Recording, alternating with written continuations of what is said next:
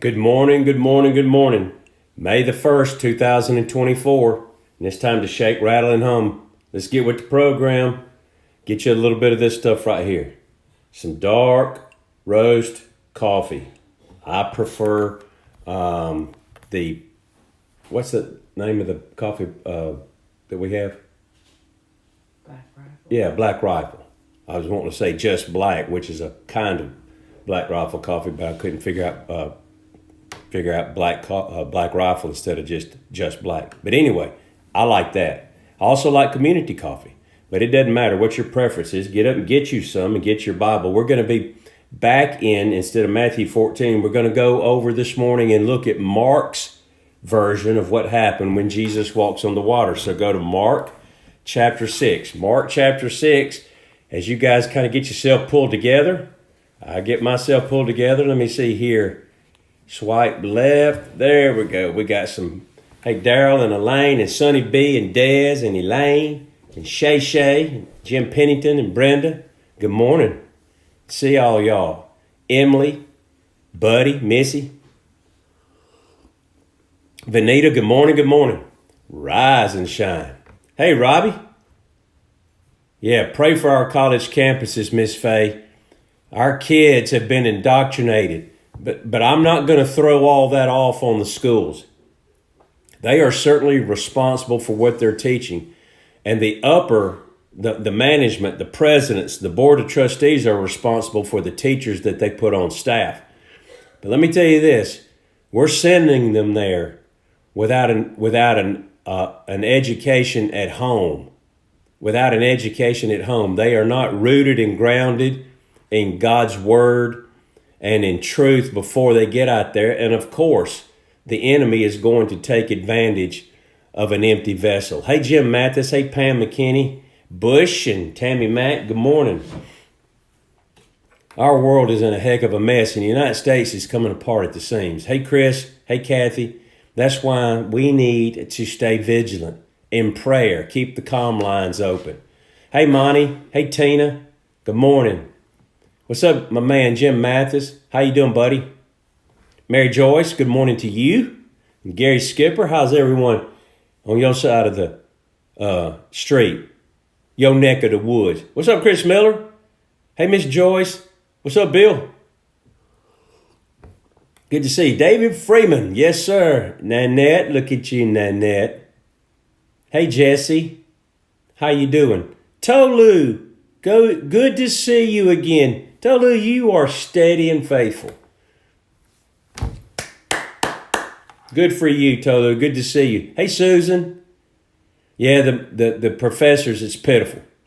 It's pitiful. It's all good in Jimbo land. Tell him, Jim. Tell him. It's always a good day in your neighborhood, isn't it? Hey, Willie Williams. What's going on? Hey, Kim Barnett. Hey, Pam. Good morning to you. And Lisa Pennington. Good morning. Linda Parker. Good morning. Hey, Willie, when next time when Stan says to get on up there to Wyoming and check things out, buy 2 tickets. And if he catches us, I'll pay him back. I'm playing. The maintenance guys are good. I tell you. Hey, Robbie, tell the maintenance guys to gather around while we share a little word this morning. Hey, Richard and Sharon Shirley. Richard Files, good morning. Juliet, good morning. Tell them, Daryl. Come on with it. Randy Ferris, good morning. Where's Josh Johnson? Has he been on here? I missed him. Hey, Kim. Hey, Kim. How you doing? All right, here we go. Let's get our cups up. Let's do a toast. Toast to you, the Morning Word crowd. God bless you and God bless America. Tip of the hat to the school teachers and military personnel. Thank you for what you do. Our police officers, thank y'all for keeping us safe. Mark chapter 6, third day that we've been on this text. Still got some stuff to glean out of it. Jesus has fed the 5,000. They want to make him king. That's not what he wants to be made. He's going to be a spiritual king, not an earthly king. Sends the crowd away, sends his disciples into the boat. They're going across the lake. They get caught up. It's dark. They've been rowing all night. The wind is against them. The waves are up. It's a storm. And Jesus comes. We're going to read where Jesus is coming to them on over in about the fourth watch between 3 and 6 a.m. Jesus is coming. So here we go. Mark chapter 6, verse 45. Immediately he made his disciples get into the boat and go before him to the other side to Bethsaida, while he sent the multitude away. And when he had sent them away, he departed to the mountain to pray. We talked about that yesterday. Now when evening came, the boat was in the middle of the sea, and he was alone on the land. Then he saw them straining at rowing, for the wind was against them. Now about the fourth watch of the night, he came to them walking on the sea, and would have passed them by. Very important phrase. We're going to talk about that this morning. And would have passed them by, and when they saw him walking on the sea, they supposed it was a ghost and cried out. For they all saw him and were troubled. But immediately he talked with them and said to them, Be of good cheer, it is I, do not be afraid. Then he went up into the boat to them, and the wind ceased, and they were greatly amazed in themselves beyond measure, and marveled, for they had not understood about the loaves, because their hearts were hardened. We understand from Matthew's saying about this that they finally came, in verse 33 of Matthew 14, it says, Then those who were in the boat came and worshipped him, saying, Truly you are the Son of God.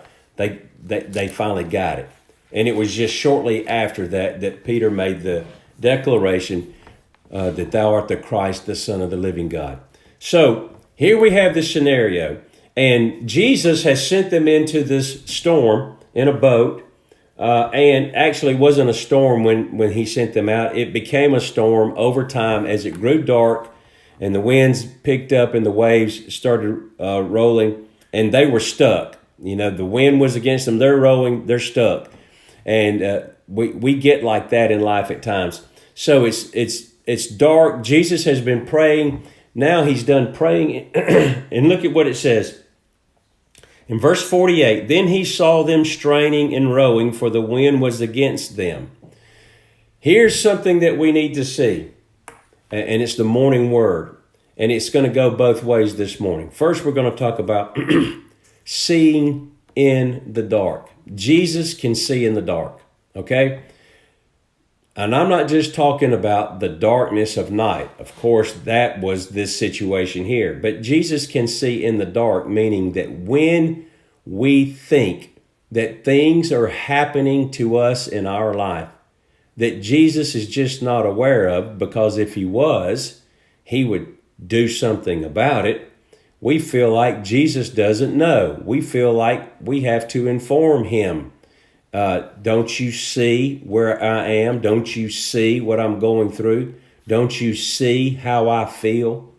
So forth. And don't you see what they're doing to me? Don't you see what's going on behind the scenes? And the answer to all of those questions is yes, yes, yes, yes, yes. Jesus can see what's going on in the dark. He can see here that they were straining. He can see when we are straining. He can see when we are being tempted. He can see when we're being tested and tried. He knows. Jesus is intimately aware of what's going on in our lives. He knows. He knows what's going on. He knows what people are doing against you that you don't even know. He knows what's going on in your life and you don't even realize it. He sees what's coming and you don't. He knows what's happening and we don't. Jesus can see in the dark, not just in the dark world, and that our world is certainly dark. It's filled with darkness. It's filled with evil. It's filled with wickedness. He can not only can he see into the dark world or the dark night, he can see into the dark mind. He can see into the dark heart. He knows how it feels. He knows what you're thinking. And he can also see in the darkness, meaning in the secrecy of life, the things that we are doing or that we say or that we contemplate or that we're participating in that we think no one else knows. He sees. He sees your cheating. He sees our tax dodging. He sees our adulteries. He sees our affairs. He sees our dealings. He sees it. He sees it. And so there can be some discomfort in knowing, there's some comfort in knowing that God sees and knows, but there can also be some discomfort because he sees and knows. And so we need to know that wherever it is right now in our life, whatever's going on, he knows. Matter of fact, he knows what's going on inside your body, and you may not even know it yet. Hadn't been discovered yet. God knows. God is sovereign. Jesus has X-ray vision. He can see in the dark. In every heart, in every home, and in every situation, he knows what's going on. Okay? Flip it around. They can't see him. Okay? They can't see him. What do they see? They see storms. They see wind. They see water coming in the boat. They see each other afraid. They see that they're giving out. They see that they're not making headway. They see nothing but darkness and despair and desperateness on behalf of all the guys in the boat. They've been at this now for hours. And so look at what it says here. So Jesus comes to them in the fourth watch of the night, walking on the sea. I'm not going to elaborate on this, but here's what we need to know. Anything that's giving us trouble, anything that we see that is insurmountable, anything that we see, perceive, and believe to be over our head is under his feet, as the McCamey said. God is sovereign over all. What is over our head is under his feet. He's in control.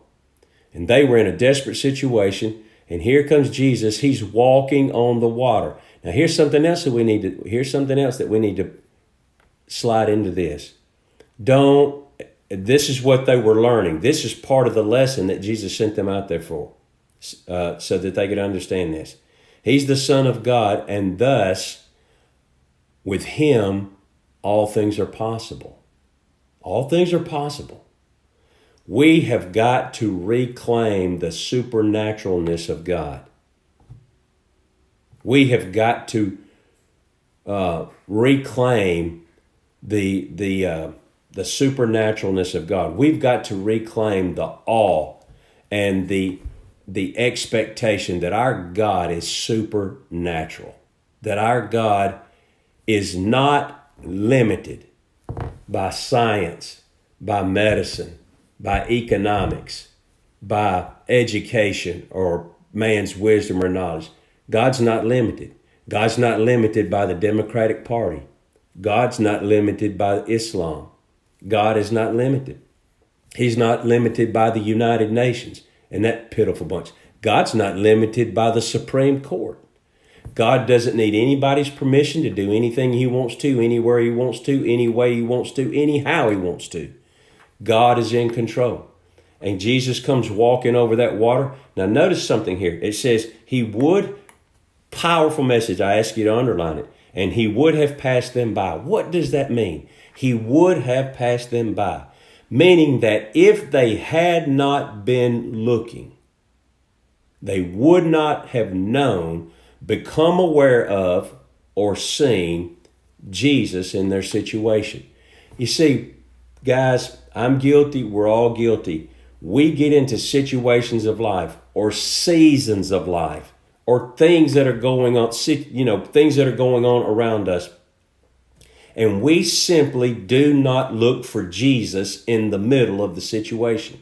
I promise you, if you're born again, whatever situation you have, you may not can see him, but he's there. But if you would look with the eye of faith, you would be able to see that in this situation, even though my situation is not changing, inside of my situation, I can see where God is working. I can see. My cousin, I put it on Facebook. I posted it. I sent it to some individuals. It's on my page. You can go look at it. It's about a 32-minute testimony of a place in his life physically where the doctor looked at him with his family around and said, there's nothing that we can do for you. And he said, if I were you, I would call hospice, and sent him home to die. And part of his testimony is get a second opinion. Amen. Get a second opinion. I may do a morning word on that. So what he didn't know was across town, I'm not going to tell you the whole story, but across town was a doctor who could do something for him. And they came together to listen to the testimony. And at the end of all that happened, some few weeks later, that doctor told him, unless you get hit by a truck, you'll still be alive here at 90. He's 81. On one side of the lake, okay, if we're talking about lakes here, on one side of the lake, they sent him home to die. Call hospice. On the other side of the lake, okay, the guy said, unless you get run over by a truck going home, you're going to live to 90, which is another nine years. And he was just using that as a figure of speech, meaning that you're strong and we expect you to do well. Okay?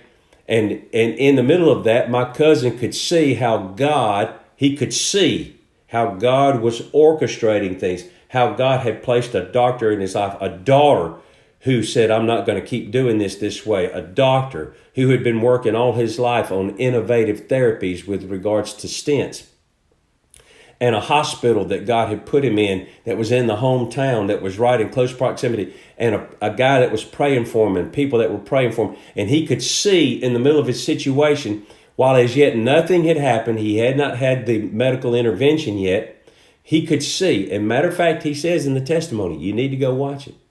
Before they're getting ready to do a 6-hour procedure on him, he raises his hand and stops them as they're putting the mask of the anesthesia on his face. He said, guys, God has a plan for my life. And God has brought every one of you through your individual lives and situations to the place that you're gathered around my bed. And God has orchestrated this. God has been in the middle of this from the beginning of my life and the beginning of your life to bring us all to this place where God is going to use you to intervene in my life and to bring about a miraculous healing. And he said, I want you guys to know that. You see, guys, if we will look around with the eye of faith, I'm not talking about just the physical eye, but the eye of faith, we can see glimpses. Right here, they thought he was a ghost. Jesus doesn't always look like Jesus at the moment when we're looking at him, but as things become clearer, we go, oh, that was God. That was Jesus. That was God moving in our behalf. That was God moving on my behalf. That was God's intervention in my life right there. I couldn't see it then, but I see it now. And here's the takeaway. We need to expect that God is with us.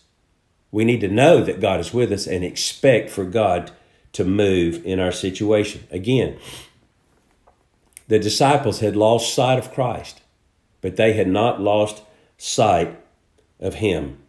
And Jesus comes into our situation. He said, I will not leave you an orphan. The antidote for every fear is the presence of God. The antidote for every fear is the presence of God with us. I'm afraid, yeah, but the cure to fear is that knowing that God is with you. Jesus is with you in every situation. You may not see him, but he sees you. You may not feel him near, but he is close. And then we need to have the expectation. I don't know how, and I don't know when, and I don't know where, but God's going to get us through this. My cousin will tell you in that testimony, he told his family, he said, there's 2 trains that's going to show up at this house. One is going to be the train that takes me to heaven, and I'm going to be with Jesus, my mom and daddy, and my son forever. That train's coming. Or there's another train where on that train, God has made provision for my healing, the people and the things that are needed for my healing. And I'm going to catch that train and stay here a while longer. He said, I'm going to catch one of those 2 trains. There was the expectation. There was the understanding that God was going to move in his behalf. One of those 2 trains God was going to send to his house. And he praises God that God sent the healing train. So we need to be able to have this expectation that we have an all-powerful, all-seeing, all-knowing, and ever-present God with us who's for us. And we need to have the expectation that somehow, some way, we're going to make it. We are going to make it. We're either going to heaven and being with the Lord, or we're going to stay here and continue to do his work. That's going to happen. And we need to, when everything starts to fall apart in our life, we need to say, God's got this. God's got this. God has this. And do that for our country. She's fallen apart at the seams, but God has made a way for us. I don't know how it's going to work out, but Jesus does. And I'm not trying to figure it out because he's got it figured out. I'm just going to be looking for Jesus while my boat's stuck in the middle of the lake going under. We just got to look for Jesus and celebrate Jesus. Look for him. We all experience fear, but we need to know that Jesus is with us. And next time you're in deep water, next time that we are in deep water, know that he sees you, know that he's with you, and knowing that he's coming to take care of you. We'll see you tomorrow.